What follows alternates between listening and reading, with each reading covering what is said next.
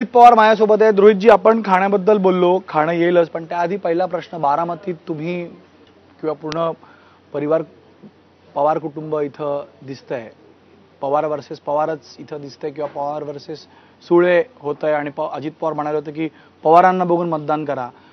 कसा प्रचार सुरू आहे? खूप निगेटिव्ह कॅम्पेन मला बारामतीत, कारण जी बिग फाईट आहे त्या परिसरात दिसते, एकमेकांविरुद्ध फॅमिलीचं टसल बॅटल ग्राउंड पर्यंत आलं, असं एक चित्र इथं निर्माण झालेलं आहे. ते आम्ही याच्याकडे पवार विरुद्ध पवार बघत नाही.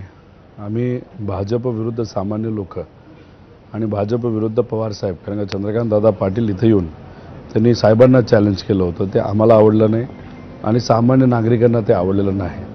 त्यामुळे आम्ही पवार विरुद्ध पवार इथं होऊन देत नाही. ठीक आहे, BJPला ते करायचं होतं.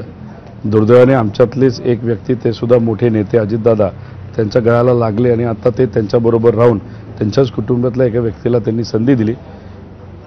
भाजपचं जे काही स्वप्न आहे ते आम्ही पूर्ण होऊन देणार नाही. स्वप्न काय आहे?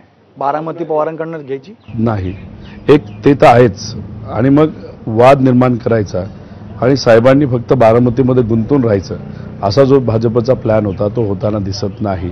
पवार साहेबांच्या आता 50 ते 60 सभा बारामती लोकसभा मतदारसंघ सोडून 55 सभा बाहेर होत आहेत.